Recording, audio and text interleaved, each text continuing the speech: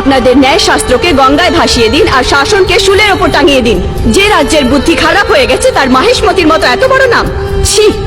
দেবসেনা, এই মহান সাম্রাজ্য সম্বন্ধে যদি আর একটাও কটু বাক্য প্রয়োগ করো তবে বড় বড় প্রতিমার উঁচু উঁচু সিংহাসন দিয়ে বড় সাম্রাজ্য তৈরি হয় না রাজমাতা। তার জন্য বিশাল হৃদয় চাই।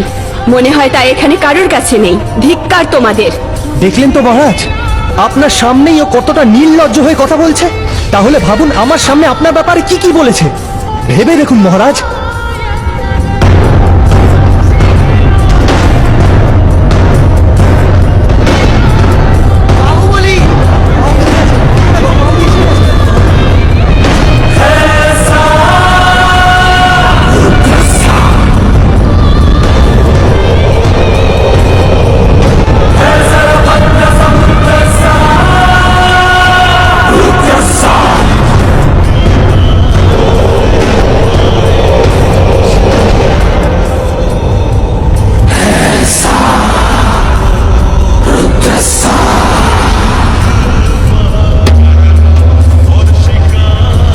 বাস্তবে কি হয়েছিল খুলে বলো সেতুপতি। শিবালয় ভক্তদের ভিড় ছিল মহারাজ। দেবসেনা সেখানে দর্শন করতে আসে। তখন আপনার আসার সময় হয়ে গেছিল। তখন আমি ওনাকে বললাম যে মুখ্য দ্বার দিয়ে না আসে অন্য দ্বার দিয়ে আসুন। বাহু, এটা কিরকম ব্যবহার? তুমি পীড়িতকে ভয় পাওয়াচ্ছ। মিনতি করলে সত্যি কথাটা কখনো বের হবে না মহারাজ। নিজের সীমারেখা পার করছো বাহুবলী।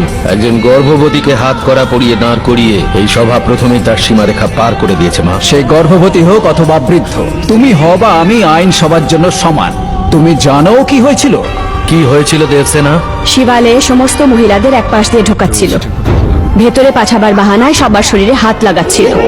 আমার সাথেও সেটাই করতে যাচ্ছিল। বলছো মহারাজ?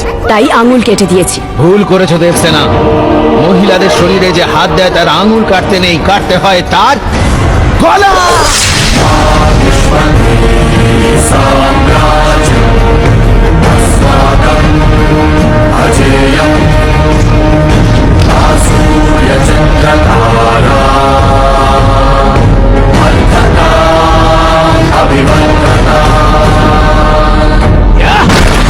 বাহুবলী, এই দুঃসাহস আমার সভায়?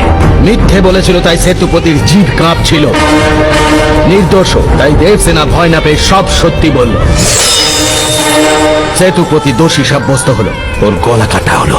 বাহুবলী, ধরে নিচ্ছি সেতুপতি অপরাধী ছিল, তবে তার নির্ণয় কে করবে? সাজা দেবার অধিকার কার হওয়া উচিত, তোমার না মহারাজের? তুমি কি নিজেকে মহারাজ মনে করো? সাধের দিন তোমার স্ত্রী চাইছিল যে মহারাজ তোমার হওয়া উচিত। তার ইচ্ছা পূর্ণ করার জন্যই কি এই দুঃসাহস করলে তুমি? অনেকবার বারণ করার পরও তোমার স্ত্রী আমাদের সংবিধানকে গালমন্দ করেছে, আমাদের মহান ন্যায়শাস্ত্রকে বাজে অপবাদ দিয়েছে, খারাপ বুলি দিয়ে আমাদের তিরস্কার করেছে। আর তুমি তলোয়ার দিয়ে। তোমরা দুজনেই যা করেছো তা হলো রাজদ্রোহ। মহামন্ত্রী, রাজমাতা, ওদের এই অপরাধের সাজা কি সেটা বলে দিন।